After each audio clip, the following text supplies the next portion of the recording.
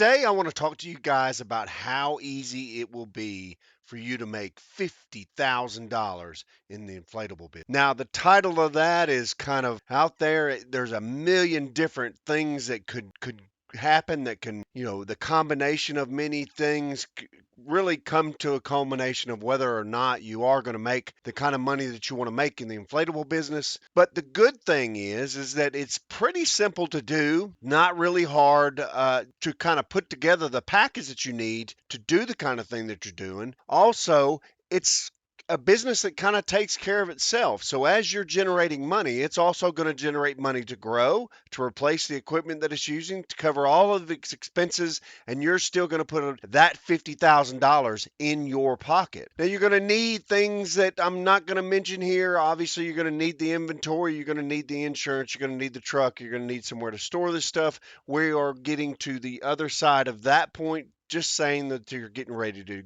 go. So how many units are you going to need in order to make that kind of money? Well, the answer to that is pretty simple. You're going to need to make 10 rentals every week, and your base price that you're going to be able to charge on those is about $250. So what happens if you rent 10 units every week for $250? That's $2,500 that you're making in revenue, and you're going to take that and split it up and pay your bills, obviously, first and foremost. You're going to have insurance, you're going to have gas, you're going to have obviously maintenance on your vehicles. Plus, you're going to put a little bit of money aside to buy more units or to replace the new units that you got, do a little bit of advertising, and then what's going to be left would be the money that you would make, the $50,000 that you're going to put in. You're going to have to do this for 40 weeks in a year. So these are some things that you need to consider. You got to have the time to deliver and also pick up 10 units every weekend. 10 units every weekend, just say on average that the average unit takes about 30 minutes to set up and 30 minutes to tear down with the driving time. So you're looking at 10 hours total for the weekend that you're going to be using to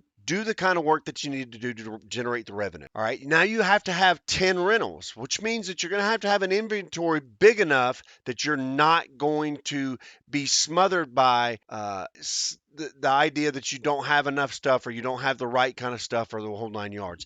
It is very, very key that you pick the right pieces so that you will get the kind of revenue that you're getting.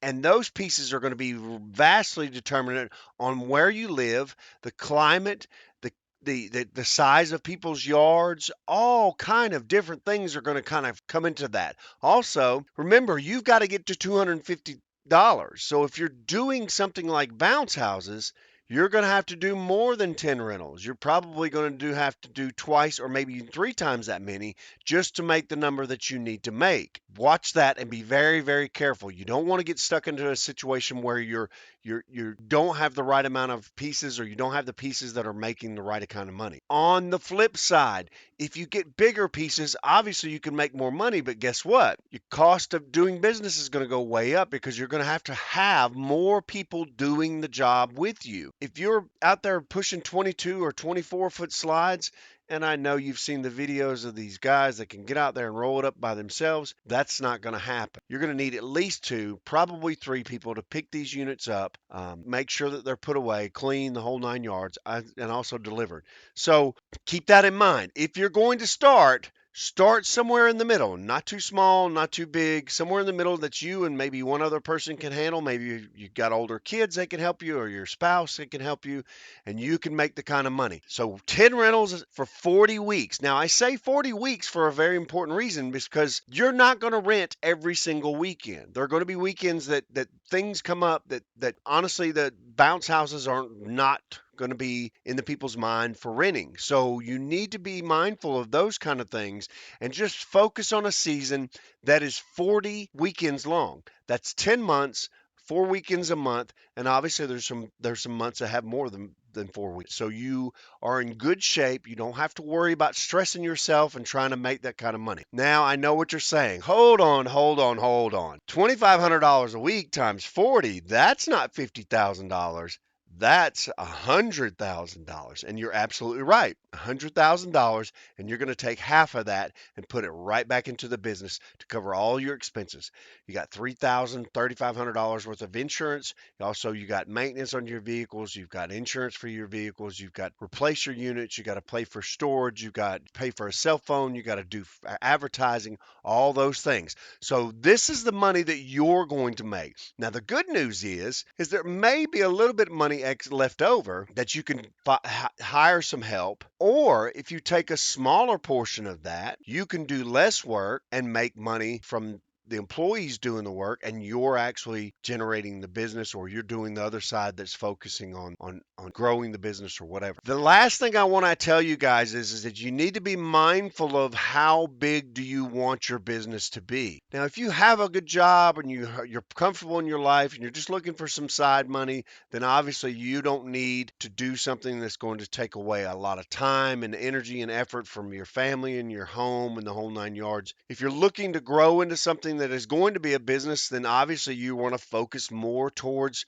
growing the business. So you may throw more money into the actual, picking up more and more business and creating a situation where it's growing exponentially and you can generate more money. So you need to find your happy medium. Now, $50,000 can change your life. It can make your kids' trip to college absolutely wonderful. It can put them through school, and they can actually do this while they're in college. They could do it while they're in high school. So there's plenty of opportunity there for you to make your life better and also spend time with your kids or with your spouse or whatever doing the business and creating that revenue, creating that money. You can pay off your bills. You can use this money to invest so that you are growing not only your business, but you're growing your retirement as well. Pay off your house early. Buy or build a warehouse so that you have some kind of commercial property to work for the business. And then when your business is done, you can turn around and sell it and have that as a retirement nest egg or something like that. There are a million different things that you can do, but you need to pick what's appropriate for you and what's going to fit inside your lifestyle. What you don't want to do is you don't want to mismanage the business and assume that you're just going to make more money and you can just pile more money in, or go out there and buy something that has nothing to do with the business, or buy something that you like and that is not appropriate for the business. When you're picking your units, pick the units that rent. Pick the units you can deliver. Pick the units that are right for your circumstance. If you've got a 70-foot long slide and you're in the neighborhoods where the backyard is not 70 feet, what are you going to do with these slides? On the flip side, if you go in and buy some stuff that is a certain themed or kiddie stuff, and you're trying to go into to a college or into an adult rental, you're going to have a lot of problem with equipment that you don't know what you're doing. Pick your customers, and that's who you're going to buy for. That's who you're going to market for. These are the ways that you're going to make and maximize your money. It's not about your likes. It's about the likes of your customers. So utilize the people that are close to you, your kids, your neighbors' kids. Ask them what they like. Ask them what they think. Ask them the things that they would be interested in getting for their birthday party, or something that will allow you to have some kind of inside look on what would be the best bang for the buck when buying units. And those are the ones that you need to go. I want to thank you guys. I want to help you guys. Anything that I can do, you guys let me know. We're all in this together, and I want you to know you can do this and you can make the kind of money that you want to make. There are so many customers out there. It is crazy. This business is a staple business. Everyone does it for their birthdays.